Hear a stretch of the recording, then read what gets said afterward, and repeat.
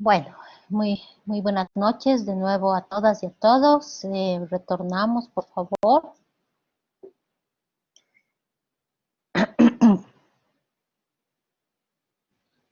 Buenas noches, doctora. Estamos aquí presentes, doctora. No se preocupe. Cuando usted quiera, continuamos.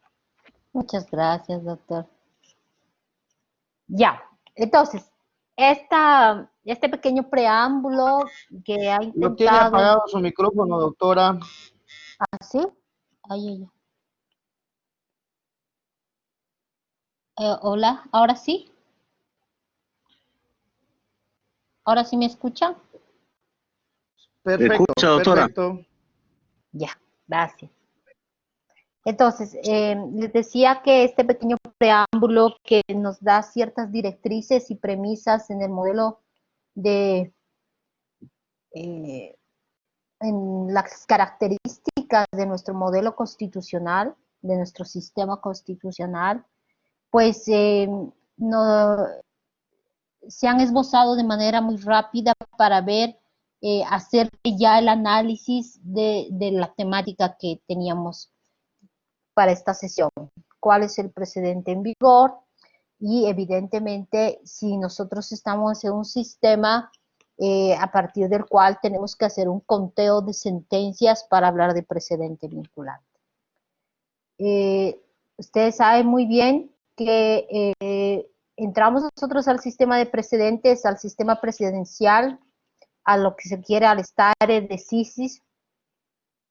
Cuando a mí me gustaría ya entrar a un escenario dialógico de clase, y pues este escenario dialógico lo vamos a poner, lo vamos a entablar a partir de varias preguntas que pueden nacer.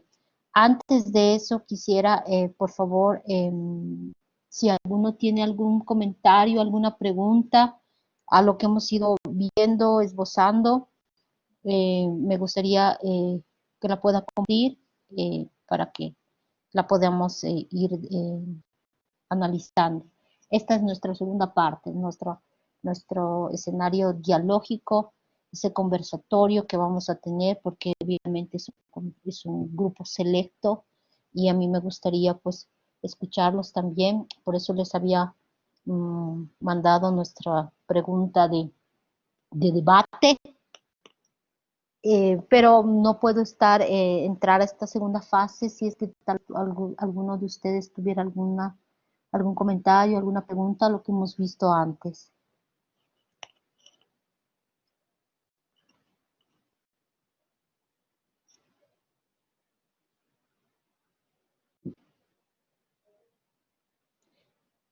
Dígame, doctor. Lo escuchamos. Muy buenas noches, doctora. Le habla Manuel Baptista, alumno de la maestría. Doctora, tengo una pequeña consulta. Yo actualmente ejerzo como juez de instrucción. No obstante ello, en un conversatorio realizado también en vía virtual, se me hace una consulta, toda vez de que yo anteriormente ejercía como juez de ejecución penal. Y me dicen que entre las reformas que establece la ley 1173 está la otorgación de beneficios penitenciarios para mujeres. Desde el punto de vista del enfoque diferencial, doctora, entendemos de que un sentenciado claramente puede autoidentificarse, por mucho que sea de naturaleza varón, puede autoidentificarse como mujer. Entonces, esto ya lo habíamos analizado en una anterior clase con la doctora Marilena Attard, y le preguntaba yo dónde lo voy a mandar, al sector varones o sector mujeres.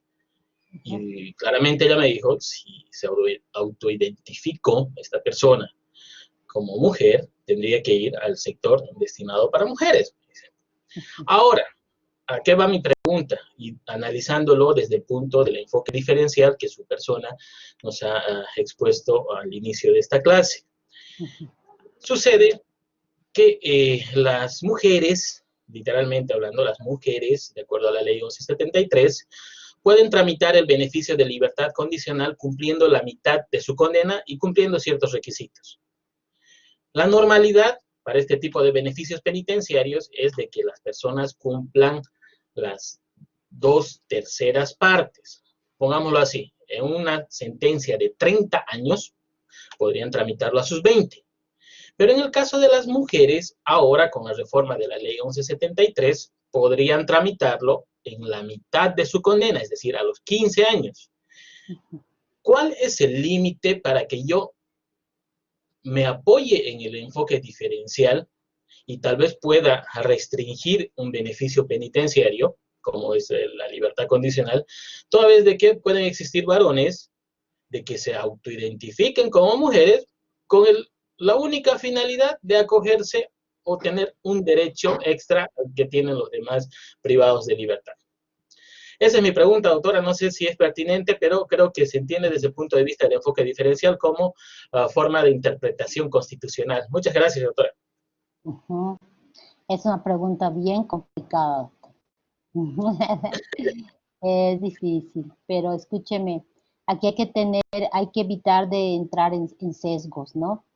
Es cierto. Hay un, no sé si es axioma, yo creo que es un dicho que siempre se dice, ¿no? Echa la ley, echa la trampa, ¿no? Es evidente, ¿no? Que puede ocurrir de ciertos varones que quieran beneficiarse sin entrar en este enfoque, ¿no?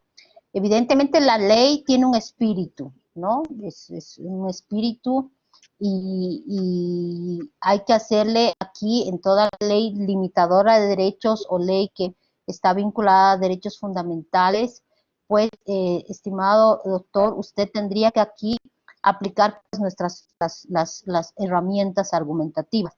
Para entrar al test de razonabilidad de las decisiones, pues los jueces tienen un blindaje, o sea, en virtud de la corrección racional de las decisiones, el blindaje es su motivación.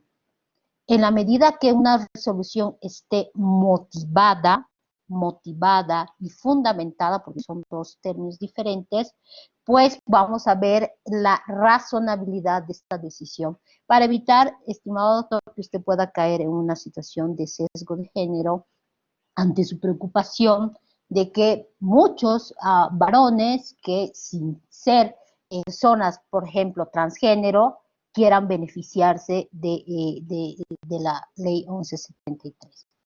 Evidentemente la ley 1173 tiene un espíritu y tiene además fines y bienes jurídicos que quiere proteger, y este trato diferenciado primero hay que someter al test de igualdad respecto a este trato diferenciado. Pero no vamos a ir todavía a ese análisis profundo del test diferenciado, sino que aquí lo que usted tiene que hacer, pues, es munirse, primero, del contexto. O sea, si una persona, en este caso, es una mujer trans, evidentemente las situaciones de contexto van a estar valoradas en la verdad jurídica del expediente, ¿cierto? Entonces, a ver, con el enfoque diferencial es bien difícil analizar en abstracto, doctor, porque más bien es todo lo contrario. El enfoque diferencial lo que obliga es focalizar a mi sujeto interviniente. Entonces, usted tiene que razonar el derecho no lo que probablemente va a pasar con muchas personas que van a querer beneficiarse, sino con lo que usted tiene en el contexto. ¿Ya?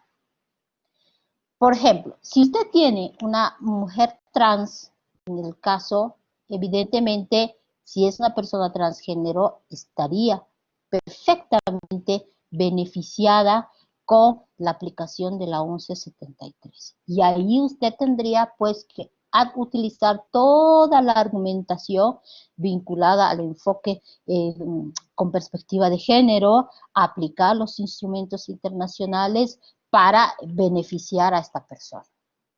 Pero si ya su preocupación para dar a este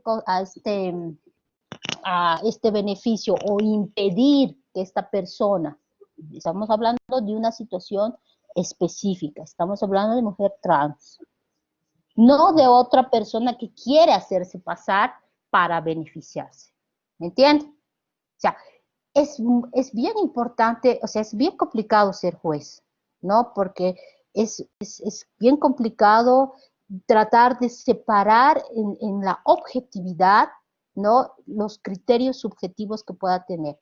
A usted le preocupa el que muchas personas, varones, puedan beneficiarse de esta ley. Sin embargo, para razonar el derecho, para este caso, usted tiene que tener su verdad jurídica del expediente. Y si es una persona, reitero, trans, pues perfectamente argumentando tendrá que ser beneficiada. ¿Cuál sería mi argumento para negarle? O sea, diría, no le otorgo porque probablemente con mi decisión yo voy a dar lugar a que otras personas o varones se beneficien. Esa es mi balanza, ese es el platillo de la otra balanza. Ahí pues le tacharían, le podrían tachar bajo un razonamiento con sesgo de género, le podrían tachar inclusive con un escenario de subjetividad más que de objetividad. No sé si me dejo entender, doctor. Es lo mismo que pasa en las medidas cautelares, ¿no es cierto? Cuando algunos jueces razonan y dicen, hay riesgo de obstaculización porque presumiblemente va a influenciar en los testigos y no hay contexto jurídico en el expediente que permita motivar y sustentar fácticamente esta presunción. Entonces, lo mismo pasaría en la situación. El legislador evidentemente tiene su espíritu con la 1173 por las diferentes condiciones de igualación a las que está obligado a hacer como política estatal y obviamente, frente a ya la aplicación del derecho, aquí tendrá el juez un rol muy importante para definir si esta persona, este sujeto, esta persona trans va a poder ser beneficiada con la ley. ¿Me entiende, doctor? O sea, los razonamientos judiciales a partir del enfoque diferencial nos obligan con mayor fuerza como jueces a razonar desde el caso concreto, desde las particularidades. Ahora, si su caso sería en el que usted realmente ve de que esta es una persona que se está queriendo beneficiar y no estamos dentro de un contexto de una persona trans, pues evidentemente ahí la carga argumentativa le corresponde a usted para denegar en ese caso fáctico. ¿Sí? Y ahí deriva a lo que es pues la construcción del stare decisis y de la fuente jurídica del derecho jurisprudencial. No sé si le Sí, doctora. estimado doctor. Sí, doctora. En realidad sí me respondió y tal vez podría acotar de que muchas veces la realidad, o sea, los casos reales que se ponen a conocimiento de los jueces, superan la ficción inclusive. O sea, de que hay casos como este que uno no se espera tratar, pero que tiene que munirse de los instrumentos constitucionales para hacer una interpretación correcta. Es más, en su caso, considero que hasta se podría hacer una consulta al Tribunal Constitucional para que se genere una línea, ¿no? Pero, bueno, hay más tela que cortar, creo, en este asunto, pero quizás en un futuro algún privado de libertad de acción en este sentido. Muchas gracias, doctora, Bueno, se entendió perfectamente. claro que puede ser y tenga, no pierda, no pierde razón en que va a pasar. O sea, echa Así, la ley, echa la trampa, estimado doctor. así es, Y doctor. una vez me plantearon a mí también un caso similar de una persona que esto había pasado en Estados Unidos. Yo lo voy a investigar porque me hicieron también una pregunta similar, justamente de una, no sé si ustedes lo conocen, yo les confieso, no lo he estudiado, pero sí me lo formularon para efectos de negar, ¿no? Ciertos beneficios, de que era un violador en serie y que este violador en serie pues había decidido hacerse en pleno centro penitenciario, someterse a una operación para cambiarse de sexo. Al cambiarse de sexo, entonces él va al pabellón, ¿no? Lo transfieren porque estaba a cadena perpetua y obviamente ahí comete más crímenes porque era un violador serial, obviamente a las mujeres. Entonces la pregunta que me hicieron es si frente a estos casos se les tendría que conceder estos beneficios de permitirles hacerse los cambios, las operaciones, y para que ellos puedan pasar a otra situación penitenciaria. O sea, vean cómo nos complicamos nosotros mismos.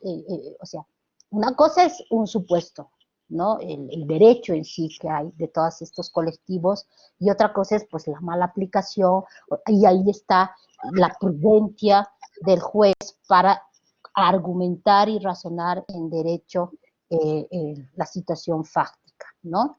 Y a partir de ahí, no sé si alguien más quiere participar. Muchas gracias, doctora.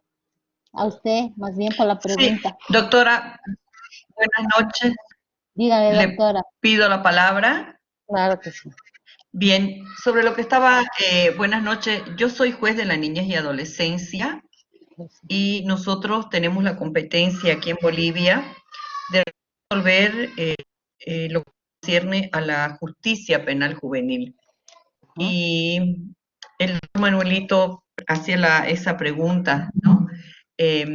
Nosotros, por ejemplo, los jueces de la niñez y adolescencia aquí en Santa Cruz, cuando tenemos que, en el caso que se ordene la detención preventiva de una persona trans, nosotros no lo remitimos al centro Saint Cruz, que es un centro especializado para adolescentes varones.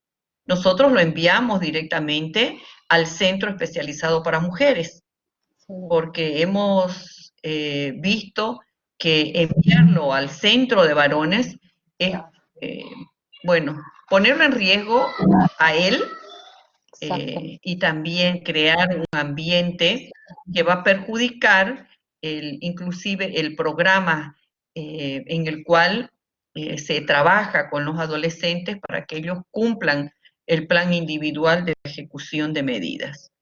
Y más aún, si dictamos una sentencia condenatoria, tienen que cumplirla en el centro especializado de mujeres. Eso sí, en el centro especializado de mujeres ellos tienen su propia habitación. No se mezclan no duermen en la misma habitación que está destinada a las mujeres, y los educadores, que es así se los llama, en el centro Saint Cruz, siempre están atentos a los requerimientos que puedan tener. Es más, uno de ellos requería el uso de las hormonas que él se hacía inyectar. Entonces se pide la autorización correspondiente con un respaldo médico, y también se le aplican, se ordena que ellos sigan aplicándose y utilizando las hormonas que normalmente se hacen inyectar. Eso es lo que quería comentarle. Excelente, doctora, muy buenas prácticas.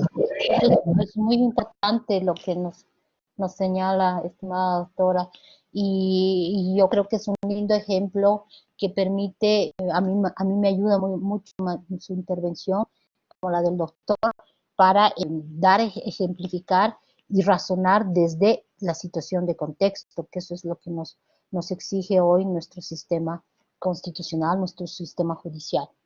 Entonces, ya yendo a avance, me gustaría ir entrando a la materia, que obviamente con todas sus intervenciones se va a ir enriqueciendo, ¿no? A nuestro precedente judicial, les decía, recordando un poco desde cuándo estamos en el stare decisis, en el sistema de precedentes, pues sabemos muy bien que nuestro sistema de precedentes nació con el legislador, ¿no? A partir de la reforma constitucional de 1994, nosotros empezamos a cambiar con el sistema de puentes, ¿no? Y ahí ustedes se acordarán las luchas que hubo entre el Tribunal Constitucional y la Corte Suprema, pero no la vinculación al precedente y a esta nueva fuente emergente del derecho no nacía con la Constitución, sino nació con la ley. la ley 1836, se acordarán ustedes, la ley del órgano que regía y organizaba el Tribunal Constitucional de la época, los 10 años, establecía en su artículo 48 y nos empezó a hablar de dos términos, lo que es vinculatoriedad y lo que es obligatoriedad. ¿No es cierto? Entonces, ahí son dos términos que no son sinónimos, evidentemente, y que esto nos permite traer a escenario para preguntarnos qué es el precedente judicial, ¿no?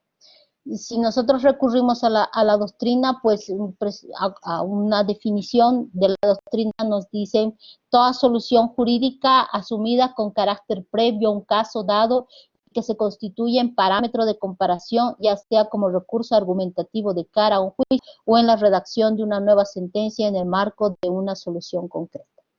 Esta definición es una definición, como les decía, un poco incompleta. Sin embargo, ¿qué rescatamos de esta definición? Pues la configuración de lo que es el stare decisis, ¿no? El estarse a lo resuelto.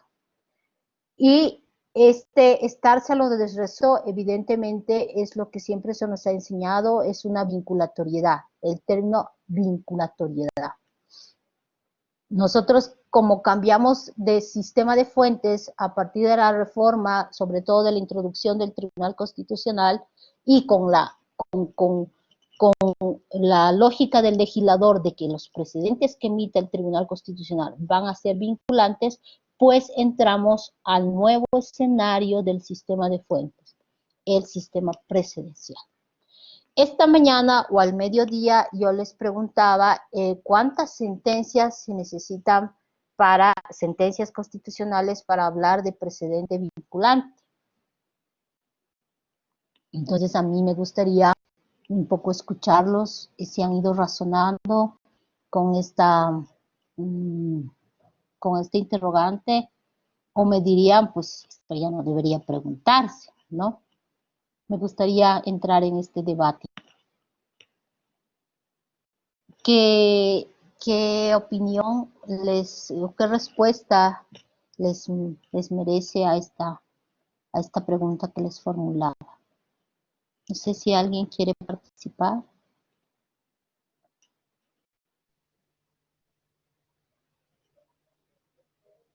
Dígame, doctor. Díganos, mejor dicho. Hola, doctora, buenas noches. Buenas noches.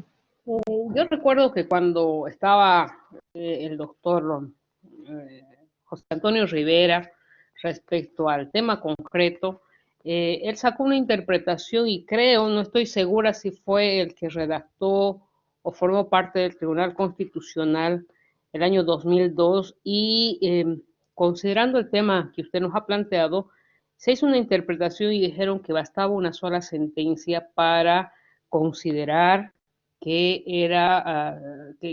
una sola sentencia tenía un valor suficiente para hacer jurisprudencia y tener el carácter vinculante, y ese carácter vinculante tenía dos elementos. Uno era que estaba condicionado, si no me recuerdo bien, estaba condicionado al tema de analogía en la aplicación de los casos, y tenía una segunda condicionante que tenía que verse la temporalidad respecto a la aplicación de esa sentencia en concreto bajo el concepto de vinculatoriedad que está establecido ahora en el Código Procesal Constitucional para que se considere ese carácter específico de la sentencia. Después de eso creo que se han tratado de hacer algunas explicaciones más, pero creo que fue la tendencia más fuerte para responder al tema que nos ha planteado. Perfecto, perfecto, muy enriquecedor lo que usted nos señala, estimada doctora. Antes de hacer de ir recogiendo sus impresiones, no sé si alguien quiera comentar en la misma línea o irse para lo opuesto. Que no, que nosotros no estamos en un sistema de stare decisis con una sola sentencia. A ver, dígame, doctor. Díganos, perdón. Lo escucha. según lo que he estado leyendo, no hay un número de sentencia para que se tenga por un precedente constitucional. Pero sí he visto de que se debe establecer una sentencia fundadora de línea y esta sentencia tiene que ser seguida por otra sentencia más para que de ahí surja el carácter de precedente constitucional. Aparte, como dijo ya la doctora Arancibia en su momento, debe ser vinculante y de aplicación obligatoria como establece el Código Procesal Constitucional, ¿no? Considero, como repitiendo, de que no hay un número, pero sí se sustenta, creo, en una sentencia que sea fundadora de línea. Eso es lo que considero. Ya. Usted, doctor, nos hablaba de que evidentemente complementa el razonamiento de su compañera en que sí, el precedente constitucional se crea a partir de un razonamiento, ¿no? Que se llama en técnica de análisis jurisprudencial sentencia fundadora. Pero luego nos acotaba y nos señalaba de que tiene que ser seguida por otras sentencias. Ese último criterio que usted nos señala implicaría a establecer para ser vinculante que esta sentencia fundadora necesariamente tendría que tener otras sentencias que le sigan para ser vinculante. Tendría que aplicarse, ¿no? Tendría que aplicarse a los casos concretos y por analogía a otros casos similares, ¿no? Como decía la doctora Arancibia. Para ser vinculante, doctor, ¿es suficiente para ser vinculante que solo sea, que se emita? Esa es la pregunta. Para aclarar un poco el criterio que me expresaba. Sí, eso para es lo que considero, ¿no? Pero considero sí. Eso, ¿no? Pero a ver. Ya, muy bien. Esto es bien importante lo que usted señala porque... Estoy dejando una interrogante, doctora. Perdón, dígame. Estoy dejando una interrogante para que continúen otros colegas. Ya, excelente. Sí. Es que eso es lo que me interesa a mí. Tiene que ser seguida esa sentencia fundante por otras para ser vinculante. Eso es lo importante. A ver, no sé si alguien más quiere participar. Gracias. Dígame, doctor. Hola. Sí. Buenas noches, doctora. Buenas noches, profesora. Sí. La escuchamos. Entendiéndose de que el precedente judicial es toda resolución jurídica asumida con carácter previo a un caso, dado y que se constituye en parámetros de comparación, ya sea como un recurso argumentativo de cara a un juicio o en la redacción de una nueva sentencia en el marco de una solución concreta. Como decían los anteriores colegas, están pues las sentencias fundadoras, así como también están las sentencias que ya que vienen modulando a esa solución jurídica asumida, pero también están los precedentes en vigor. Y considero de que para cada situación, como especialmente en las medidas cautelares, donde están los riesgos procesales de fuga y de obstaculización, los precedentes en vigor son los que se deben aplicar, así como también en las calidades de autoría. Eso considero, acotando un poco para lo manifestado por los anteriores colegas. Muchas gracias. Y también estaría, estimada doctora, con el criterio de que es una sola sentencia ya es precedente. Pero tendría que estar en vigor. ¿Y cuándo está en vigor? Esa sentencia está en vigor cuando luego de haber sido modulada por otra sentencia, se entendería que es el último concepto modulado. Ya, perfecto. Usted nos está introduciendo otro tema. Esto del precedente en vigor lo vamos a ver mañana. ¿Ya? Es importante. Son dos cosas diferentes, ¿no? El precedente en vigor, que se utiliza a partir del análisis dinámico. Eso lo vamos a ver mañana. No sé si alguien más quiere participar.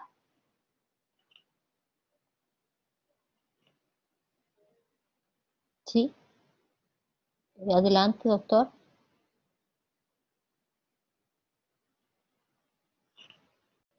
Lo escuchamos.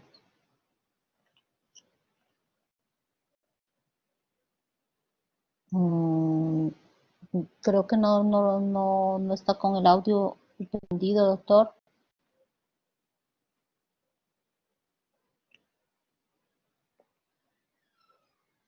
Dígame, doctora. ¿Lo escuchamos?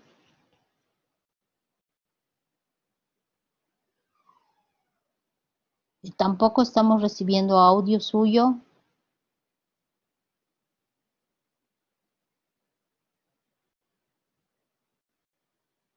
No, al menos yo no la estoy escuchando, doctora.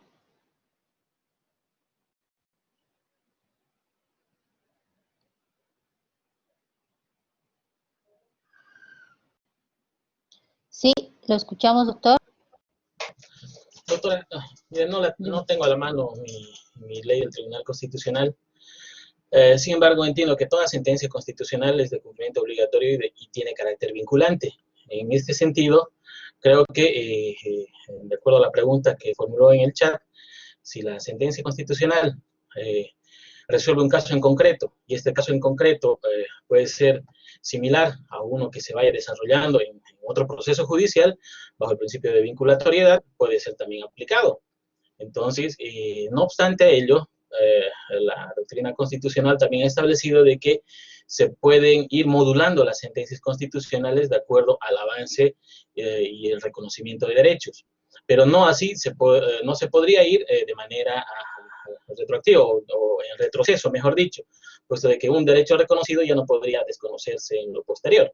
Entonces, de acuerdo a la pregunta que nos lanzó en el chat, considero de que no es necesaria una cantidad numérica, digámoslo así, de sentencias constitucionales para crear una vinculatoriedad en un proceso concreto. Perfecto, doctor. Usted ha entrado con otros temas. Mire, eso es lo que me interesa, ir rescatando sus opiniones, porque, mire, partiendo con la doctora Mirna, hemos hablado de analogía, temporalidad, hemos hablado de, usted nos añade de lo que es vinculatoriedad y obligatoriedad, que son dos términos diferentes, ¿no? Su compañera nos hablaba del precedente en vigor, que también es otro término diferente, y además tiene consecuencias diferentes. Su compañero nos hablaba de la modulación, ¿no? Y el otro doctor nos habla de las sentencias fundadoras, evidentemente, y ahí me salía la pregunta si para ser vinculante necesitaba ser seguida. Bueno, son cuatro terminologías que son muy diferentes. ¿Por qué viene? Sí, dígame, doctor. Paz, lo escuchamos. ¿Doctora? Sí, lo escuchamos, doctor. Sí. Doctora, me parece interesante la postura de los colegas en sentido del concepto de la vinculatoriedad. Debemos afirmar de que la vinculatoriedad, desde el punto de vista de la doctrina constitucional, es aquella problemática que tiene analogía con un caso concreto.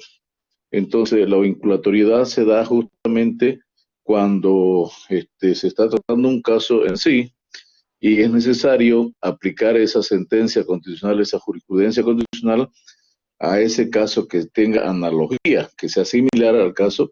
Ahí la vinculatoriedad es obligatoria, pero no puede haber vinculatoriedad de una sentencia que tenga un caso diferente al caso que se estaría tratando en concreto. No es vinculante. De hecho, las sentencias constitucionales no son vinculantes a todos los aspectos, no. Tienen que ser hasta temas análogos, doctora. Ya, perfecto. Usted hace incidencia. Le agradezco muchísimo, doctor, y eso es lo que vamos a desmenuzar, los conceptos de analogía para la vinculación del precedente. ¿Ya?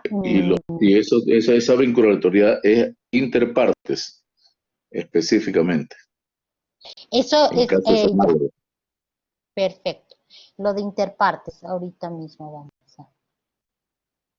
Ya, excelente, doctor. Ya. Le agradezco. Gracias, doctora. no, más bien ha complementado.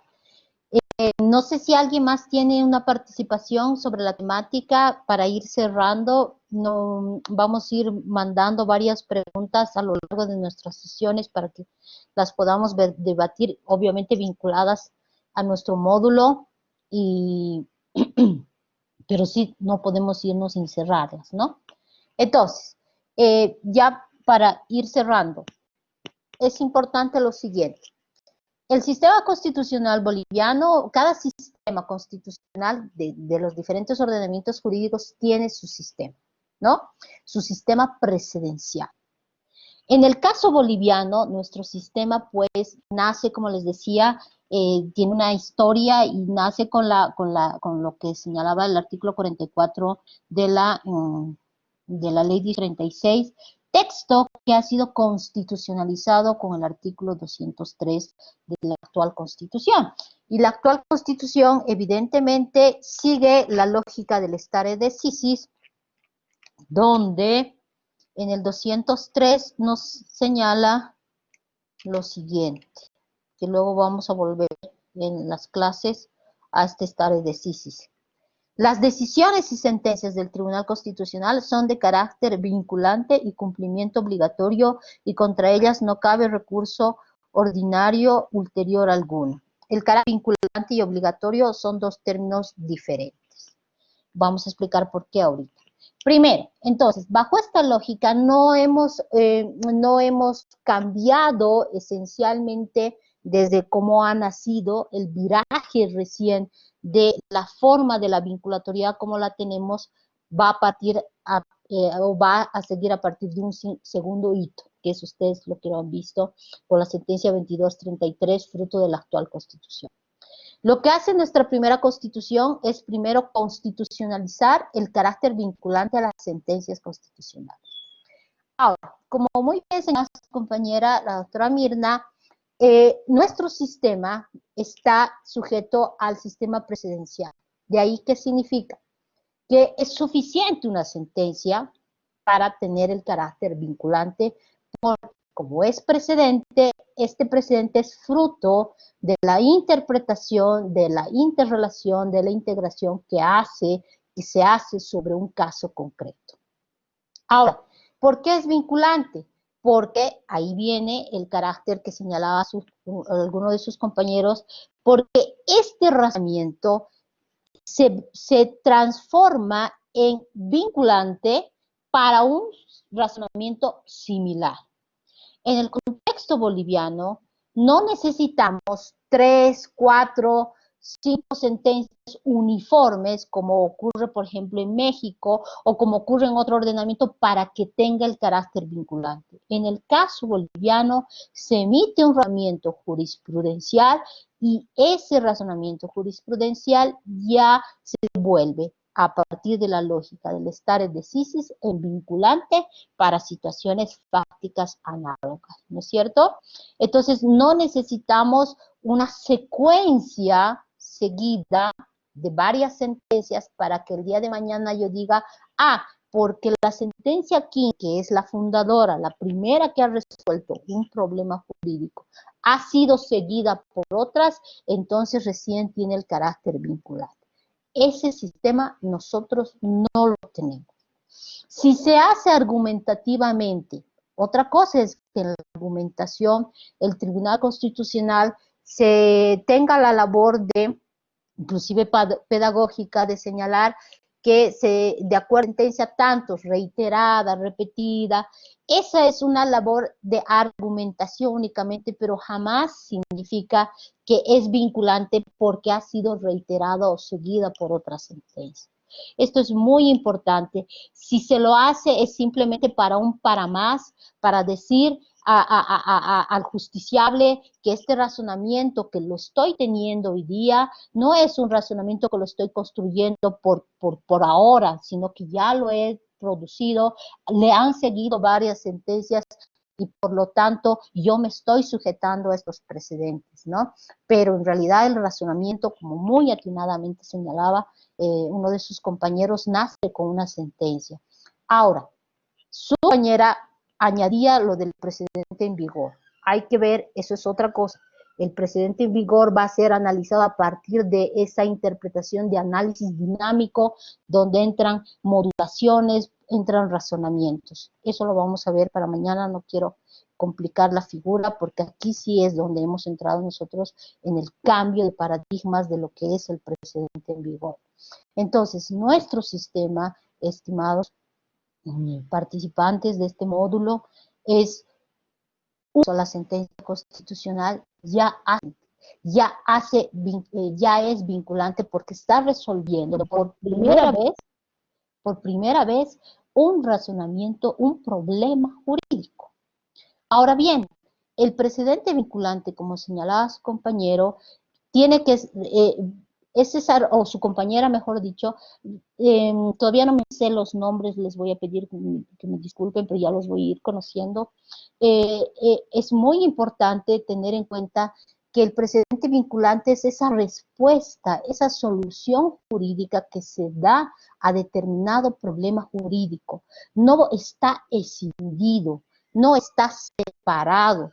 Lamentablemente, la técnica jurisprudencial que se hace del precedente no nos detenemos a razonar cuando vamos a exigir que se aplique el precedente o cuando un juez va a aplicar el precedente. Olvidamos que ese precedente ha nacido de una solución o es una respuesta a una solución jurídica que ha sido planteada a partir de un problema jurídico. Nos olvidamos. ¿Y qué hacemos? Hacemos un control C de una argumentación y de un fundamento y lo copiamos sin darnos cuenta que ese razonamiento ha sido construido a partir de una situación fáctica, ¿no? Entonces, esa es mi preocupación para que tengamos el dominio, la experticia de la invocación del precedente y de la aplicación del precedente.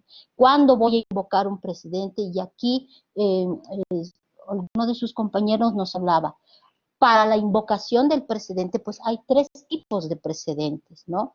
Hay tres precedentes. Uno es el precedente de situación fáctica, sustantiva, el precedente de carácter procesal constitucional, donde no necesita analogía, el precedente de carácter interpretativo, donde no necesita analogía. Eso lo vamos a ver mañana con calma, con detenimiento, pero en la parte sustantiva que está resolviendo un problema jurídico en específico, como por ejemplo nos explicaba el doctor este caso, ¿no? Este caso de esta persona trans que quiere beneficiarse de la aplicación de la 1173, pues el doctor va a resolver por primera vez, le va a dar una solución jurídica. Ese es el problema jurídico de carácter sustantivo que se va a resolver.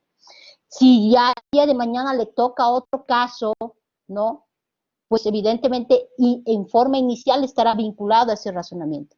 Pero aquí el segundo caso que le va a tocar al doctor ya no va a ser de una persona trans, va a ser de ese varón que quiera aprovecharse de los beneficios de la mujer. Entonces ahí tendrá que argumentar y decir, este precedente no me vincula por estas situaciones fácticas. Ahí su labor argumentativa le permitirá apartarse del precedente. Pero es muy importante tener en cuenta que el precedente constitucional es vinculante a partir de una sola sentencia, no necesita una secuencia, un seguimiento de diferentes sentencias que la puedan confirmar, ¿no? Para ser vinculante. Es suficiente que sea fruto de la interpretación, interrelación o integración de las normas para que sea vinculante y para que por sí sola nazca con estas características. Segundo, diferencia entre vinculatoriedad y obligatoriedad. Son dos conceptos diferentes, ¿no? La vinculatoriedad está relacionada con la ratio decidendi, ¿no? Y esta razón jurídica, esta solución que se da, obviamente va a vincular a los futuros casos que van a venir. En cambio, la obligatoriedad es, como señalaba su compañero, interpartes, obliga a las partes que han intervenido en el proceso constitucional en cuestión. Por ejemplo, si estamos hablando de una situación tutelar, de un amparo constitucional, pues esa sentencia constitucional es obligatoria para las partes, para ellas. El demandado tiene que cumplir con lo que se ha resuelto en esa decisión constitucional. Pero independientemente de esa obligatoriedad que tienen las partes, la vinculatoriedad se extiende a los futuros casos similares que van a resolver la misma situación fáctica de carácter sustantivo, si estamos hablando de precedente de carácter sustantivo.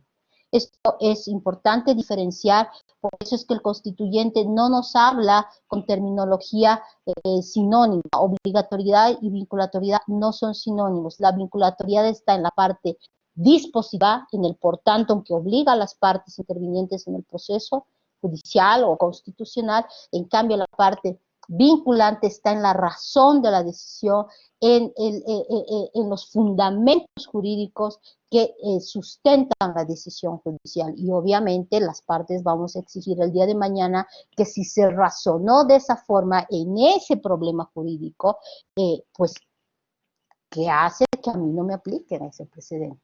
¿No es cierto? Esto es muy importante. El precedente, además, la vinculatoriedad no puede estar escindida del caso problemático. Ese es un error que cometemos tanto justiciables como jueces cuando separamos el razonamiento de la situación fáctica, ¿no? Esto sería en cuanto a el primer problema que planteábamos, el primer interrogante. No necesito una secuencia de sentencias confirmadoras para que sea vinculante, eso quisiera que esté claro. Puede ser, cuando ya analicemos cuál es el estándar más alto entre una sentencia, pues para ver el precedente en vigor, bastará que sea una sentencia. Puede ser una sentencia frente a cientos de sentencias, ¿no? Frente a unas de cientos de sentencias, eso lo vamos a ver mañana, que pueden tener un razonamiento que ha tenido un criterio uniforme, ¿no? Y ahí vamos a ver mañana cómo ha habido un quiebre de paradigmas frente a este relacionamiento.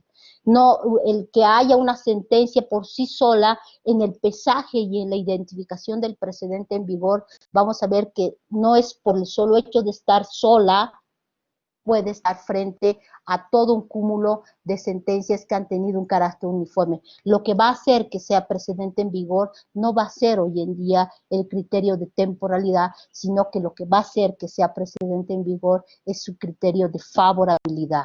Entonces puede ser, si esta sentencia es la más favorable, evidentemente esta por sí sola tiene tanto valor que toda esa jurisprudencia de cientos de sentencias que la han seguido, que pueden ser regresivas, como muy atinadamente señalaba su anterior compañero.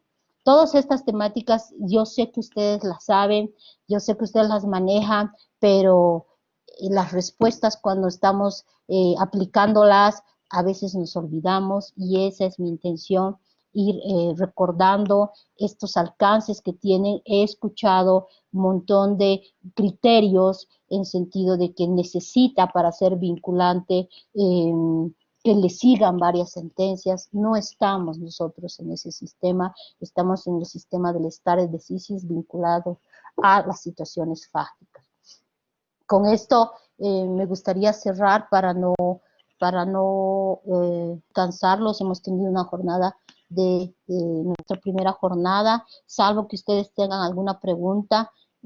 Creo que hemos seguido la analogía, la vamos a ver mañana con los diferentes tipos de precedentes a los que nos tenemos que vincular, porque a veces decimos, pero si yo le planteé el caso fáctico y el magistrado me dice que no se vincula. Ahí vamos a ver que está la primera varita que tienen los jueces para apartarse del precedente, y ese apartamiento es donde nosotros tenemos que razonarlo si es un apartamiento arbitrario o es un apartamiento que está dentro de los cánones de la técnica para la vinculación al precedente en vigor. Eso pero lo vamos a ver mañana. No sé si tienen alguna pregunta al respecto, tal vez alguna duda. ¿No? Perdón, doctora, una consulta. Dígame.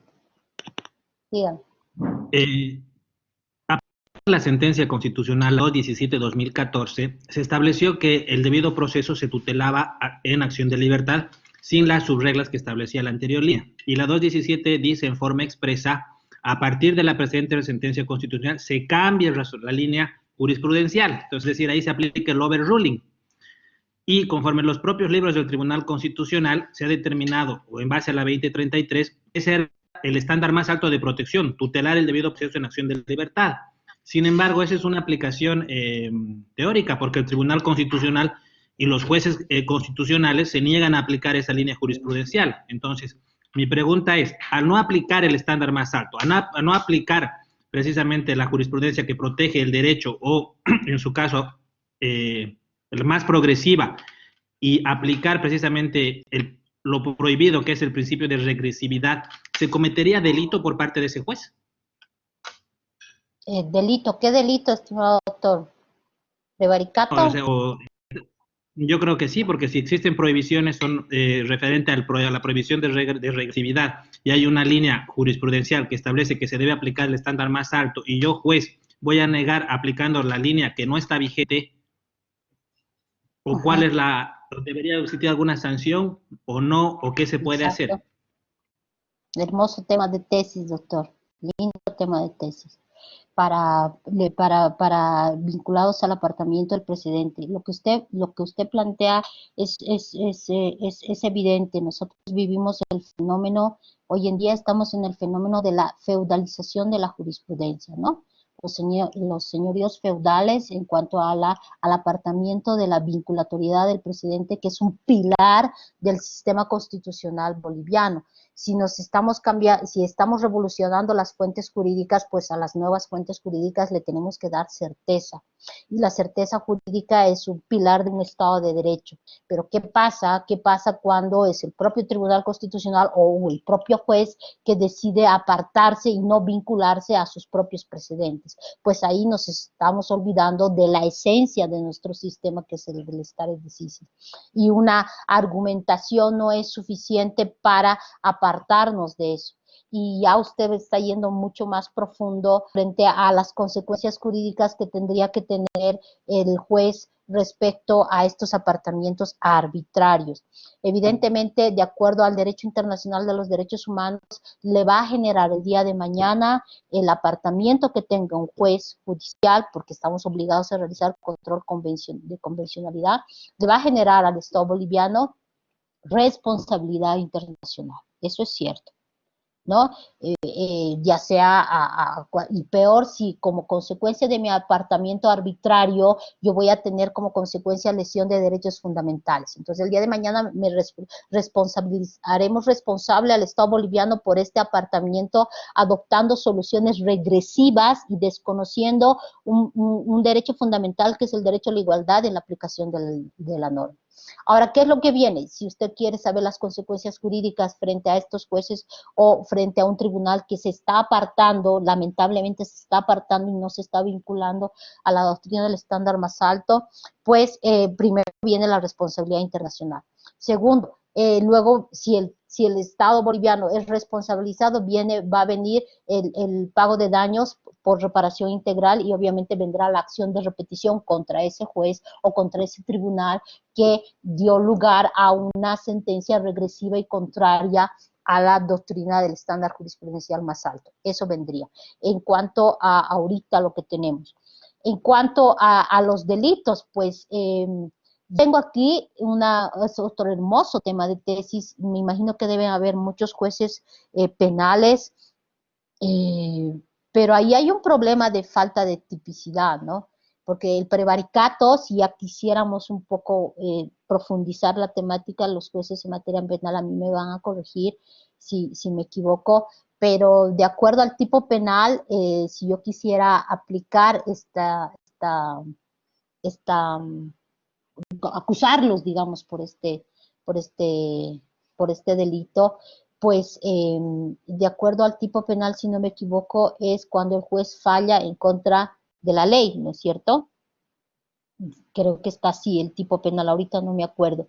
Entonces, ahí un buen abogado dirá, pues aquí hay una falta de tipicidad, ¿no? Porque tendremos que preguntarnos, es que este tipo penal tiene que modificarse porque no es coherente al estado constitucional en que nosotros nos encontramos. ¿no? Es un tipo penal que es producto del Estado legislado. Vean cómo la mentalidad en la forma como está creada la norma jurídica decía a la ley. Claro, en un Estado legislado la fuente jurídica válida era la ley, pero un Estado constitucional pues es la Constitución y la interpretación que se hace de ella a partir del sistema presidencial y del sistema jurisprudencial. Eso en cuanto a la pregunta que me decía, doctor, en nuestro sistema, por eso le decía, es un lindo tema de tesis, de carácter investigativo, académico, si se quiere. Ahorita le doy la mano, le doy la palabra, doctor. Entonces, no sé qué otro delito ahorita podríamos ver. Sí, consecuencias jurídicas las va a haber, responsabilidad las va a haber, frente al apartamiento arbitrario que se está haciendo de la doctrina del estándar jurisprudencial más alto. Ahora, ya criminalizar, o mejor dicho, responsabilizar penalmente, tendríamos que hacerle un estudio a los tipos penales por los cuales se podría seguirle a una autoridad judicial que se haya sometido a un apartamiento de la jurisprudencia. Dígame, doctor. Doctora, buenas noches. Dos cositas. La primera, en relación a poder iniciar acciones penales contra un juez que sea constituido en Tribunal de Garantías Constitucionales, requiere necesariamente que primero hay una manifestación del Tribunal Constitucional Plurinacional. Eso ya diversas líneas jurisprudenciales lo han establecido, ¿no? Que no se le puede iniciar directamente una acción penal con una primera sentencia constitucional. Mi pregunta, doctora, va en relación a lo siguiente. Cuando hablamos de lo obligatorio, en materia penal nosotros tenemos el artículo 420 del Código de Procedimiento Penal, que nos habla de la obligatoriedad en cuanto a la doctrina legal, ¿ya? De lo que corresponde al Tribunal Supremo de Justicia. Pero yo quisiera que mañana podamos profundizar un poco en relación a por qué no utilizamos esa obligatoriedad que tenemos nosotros en relación a la doctrina legal, como lo prevé el procedimiento en materia penal, ¿no? Eso sería, querida doctora. Ya, a ver, doctor, me gusta su pregunta y la podemos pasar para mañana. La volveremos a formular. ¿Por qué no aplicamos dónde? ¿En sede constitucional el carácter obligatorio de la doctrina legal, me dice? No, doctora, en las resoluciones en primera instancia. Ah, ya, a ver, entonces aclárame, no le he entendido bien la pregunta, estimado doctor. Cuando fundamos una resolución, en primera instancia, le estoy hablando específicamente en materia penal, ¿por qué no buscamos apegarnos más a lo que es la doctrina legal aplicable, como lo prevé el propio artículo 420 del Código de Procedimiento Penal? Para hacer la diferenciación entre la vinculatoriedad que tenemos en las sentencias constitucionales versus la doctrina legal que es obligatoria en materia penal. Perfecto. Ya, muy buena pregunta. Perfecto, doctor. Ya, excelente. Dígame, doctor, ¿quién quería participar? A ver, doctora, algo pequeñito, sin ánimo de, claro que sí. Participe demasiado, tal vez no quiero cansar a los compañeros. Bueno, no sé hasta qué punto la vinculatoriedad en casos análogos tiene que o podría ser necesariamente aplicada.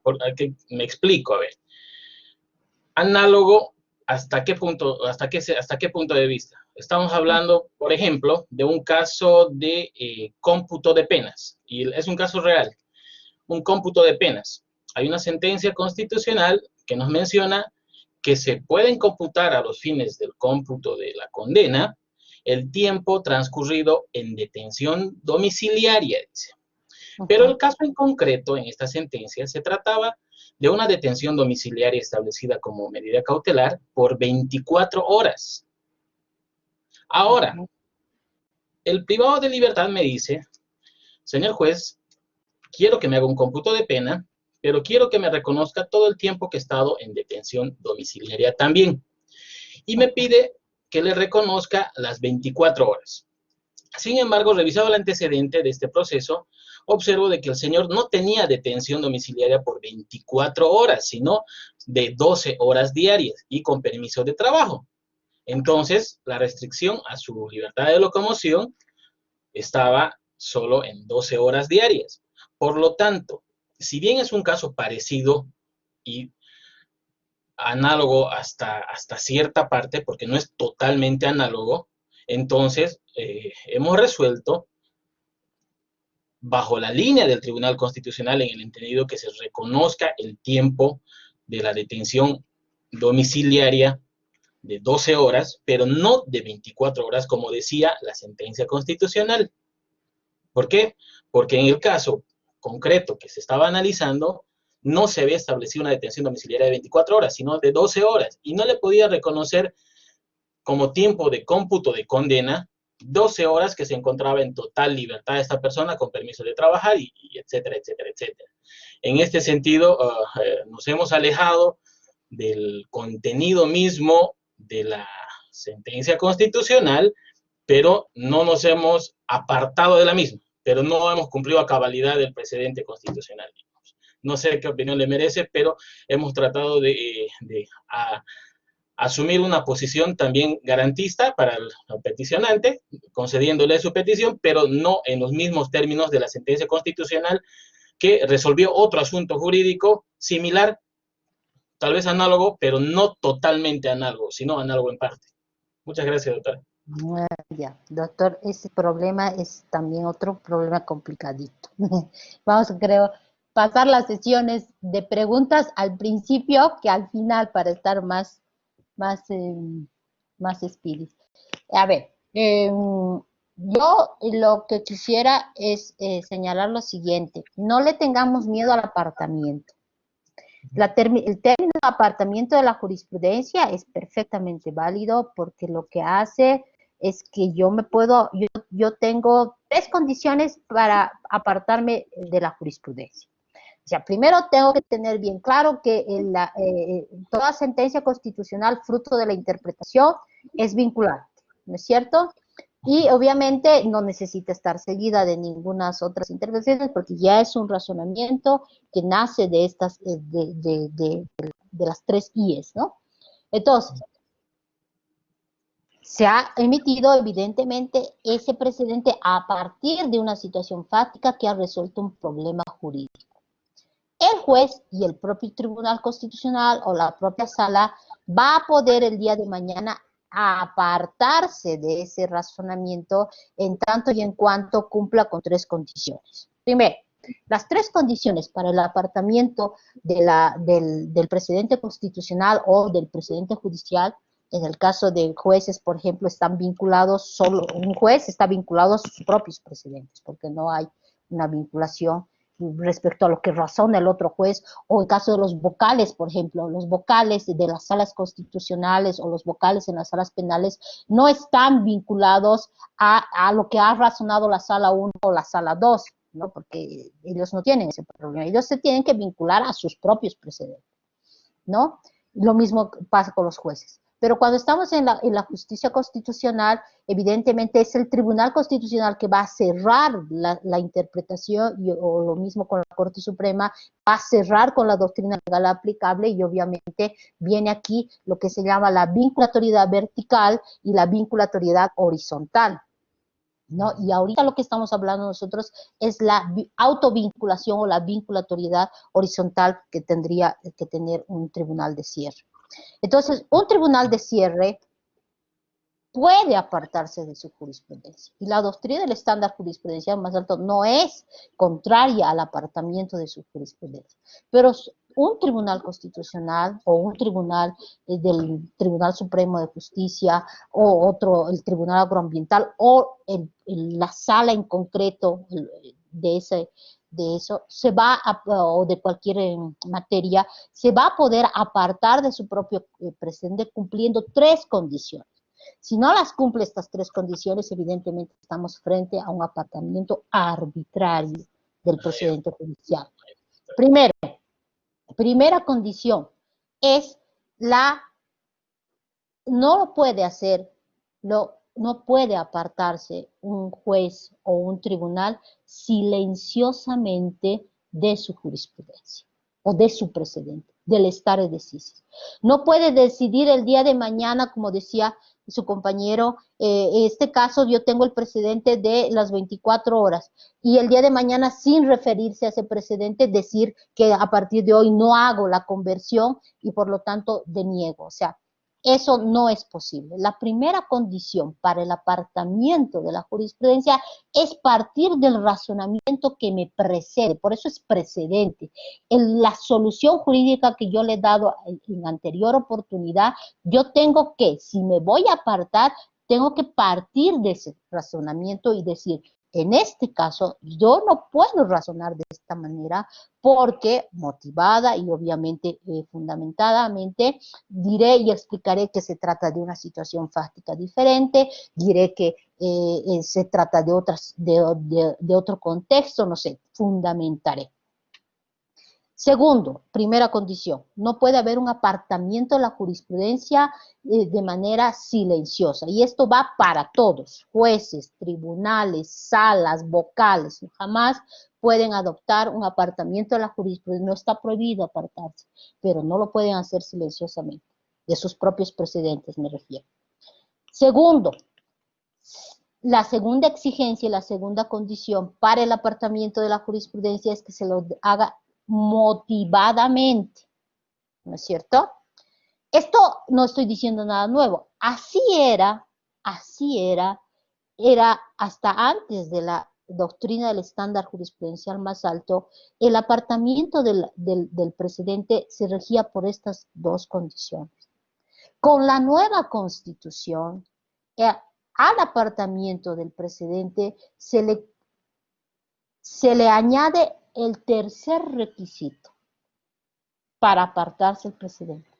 Yo no puedo apartarme del precedente silenciosamente, inmotivadamente, y el tercer requisito, lo que señalaba su compañero, no puedo hacerlo regresivamente. Yo no puedo, lo que razoné en una anterior oportunidad de manera progresiva, ya construí un núcleo esencial a un derecho fundamental en cuestión, no lo puedo borrar. Mi apartamiento o mi modulación de jurisprudencia siempre tiene que ser para crecer, para más, para fortalecer los derechos fundamentales en cuestión. Esas son las tres condiciones para el apartamiento. En el caso concreto que usted me señala, estimado doctor, yo creo, si a usted me pregunta mi opinión, ha habido aquí un apartamiento del precedente y creo yo que tenemos que aprender un poquito, discernir el sentido del precedente judicial en concreto, ¿no? En el caso que yo ahorita no me equivoco, no me acuerdo el número de sentencia constitucional, pero lo que se razonó es muy bien, es que la detención domiciliaria era equiparable a estas conversiones de pena y que era posible hacer en casos de detenciones domiciliarias. Pero en ningún momento habló de que tiene que ser necesariamente 24 horas, o sea, creo yo, si usted me permite, o sea, ahorita haciendo, sin un previo análisis, me gustaría que usted, si se acuerda la sentencia, yo la pueda leer más tarde o mañana, pero el haberle dicho, es que ahora usted está con 12 horas y por lo tanto yo no puedo razonar con el anterior presidente que dijo 24 horas, creo que ahí habría una interpretación restringida o restrictiva del derecho fundamental, estimado doctor. Pero a mí me gustaría, para ser responsable del fundamento, analizar la sentencia a la que usted se refiere para que yo pueda ver si hay realmente un apartamiento regresivo, o sea, restrictivo, de decir, el sentido de la sentencia constitucional que yo me acuerde era precisamente homologar la situación de detención domiciliaria a los casos en los que se estaba privado de libertad y obviamente esta detención domiciliaria implicaba también una restricción, una privación de libertad, ¿no es cierto? Por lo tanto, perfectamente podía hacerse esa conversión. El que ya se haya razonado 24 horas, ahora son 12, creo yo que se le estaría dando una interpretación restrictiva a ese precedente que está razonado bajo un espíritu, ¿no? Pero eso con un beneficio de inventario de que yo lea, la revisemos todos si quieren, para contribuir al interrogante que señalaba su compañero, la revisemos, estimado doctor. Y la voy a buscar la sentencia constitucional, doctora. La voy a buscar y mañana la manda. Con gusto, obviamente, la comparto al grupo para que se analice. Perfecto, doctor, y así analizamos todos para ver si no hemos adoptado una decisión regresiva, ¿no? Más bien, estas clases son para eso, ¿no? Para ir reforzando, mejorando y además razonando conjuntamente, ¿no, estimado doctor? A ver, tal vez para complementar, doctora, y luego ya se analizará el razonamiento de esta sentencia constitucional implicaba de que se debe reconocer el tiempo en que se restringió el derecho a la libertad de locomoción como parte de la condena cumplida. Correcto. Entonces, el tiempo que estaba limitado en cuanto a su libertad, la persona que me solicitó a mi cómputo de pena y el reconocimiento de su detención domiciliaria, se la hizo totalmente, se le reconoció el tiempo de detención domiciliaria, pero el tiempo de detención domiciliaria no era de 24 horas. Entonces, le reconocimos las 12 horas, espero no haber sido restrictivo. Sin embargo, con el reconocimiento de este tiempo, esta persona ya pudo acogerse a los demás beneficios penitenciarios que le tocaba y luego acceder a su libertad definitiva. Perfecto. Yo para mañana le consigo la sentencia. Bueno, ya, gracias. Doctor, le agradezco muchísimo. Muy interesante. Sí, dígame. La sentencia que refiere, no sé si es la misma, es la 1664-2014 de fecha 29 de agosto. 16. Y a criterio mío esa sentencia precisamente señala una interpretación, como lo dicen, progresiva, ya que hace un análisis de que la detención domiciliaria puede ser sin vigilancia, inclusive con permiso de jornada laboral, y establece cuál es la finalidad de la detención domiciliaria como tal. Por lo tanto, el criterio es de que se ha restringido un derecho ya de por sí, y que esa restricción ya debe estar computándose porque no era como un fin en sí mismo la medida cautelar. Yo tengo ese criterio, digamos, ¿no? O sea, un poco diferente. 1664-2014 nos ha dicho, ¿no? Sí, de 29 de agosto. Por ahí el doctor tenga otra, entonces ahí vamos a ver cuál es estándar alto. Perfecto, así vamos a hacer práctica en nuestras clases. Yo quisiera, antes de cerrar nuestra clase, me gustaría que hagamos tal vez un ejercicio. Todas la han leído la sentencia 2233 y si no la han leído, dudo mucho que no la hayan leído, la volvamos a leer, pero a partir de un análisis estático y dinámico de la jurisprudencia. Esta vez vamos a hacer un análisis estático, si se dan tiempito, para ver, para la identificación de los precedentes. A mí me gustaría que para nuestra clase de mañana nos detengamos a establecer qué precedentes nos establece la 2233. Y esto nos va a servir sobre todo para hacer la diferenciación en lo clásico, ¿no? Entre lo que es obiter dictum, ratio decidendi y precedente constitucional. Mi pregunta es lo mismo ratio decidendi que precedente constitucional? Esa va a ser nuestra pregunta para mañana, ¿ya? Entonces, yo ya lanzaría nuestra pregunta para mañana, si es lo mismo ratio decidendi que precedente constitucional, y quienes se anima a hacerle el estudio de la sentencia 2233 y establecer los precedentes constitucionales que determina la 2233. ¿Para qué? Para uniformar criterios en cuanto a la identificación de lo que es precedente constitucional respecto a lo que es obiter dictum y respecto a lo que es la ratio decidendi, y cómo yo identifico el precedente, cuál es mi forma, mi técnica para identificar el precedente, ¿ya? En eso, a eso quedaríamos. Les agradezco mucho por su atención a todos quienes se han quedado hasta ahora. Sí hay evidentemente hay una sentencia preciosa que complementa nuestro estudio de lo que es el estándar, lo que es la vinculación al precedente en vigor, que es la sentencia 846-2012, que esa sentencia sí yo se las dejo a ustedes para una lectura complementaria de lo que es la vinculación en el caso boliviano al precedente constitucional. Es una de las joyas que tiene el Tribunal Constitucional en materia de jurisprudencia, y sí, quienes quieren profundizar más o leerla de nuevo, la 846-2012 es una sentencia que forma parte de nuestro material bibliográfico que tenemos. No la podemos estudiar, desmenuzar por cuestiones de tiempo, pero sí quienes quieren fortalecer su estudio académico, y sobre todo, no solo académico, hay jueces, evidentemente, para el diario, ¿no? Para la práctica judicial. Les agradezco muchísimo a todas y a todas, y nos vemos mañana. Sí, dígame, doctor. ¿Levantó la mano?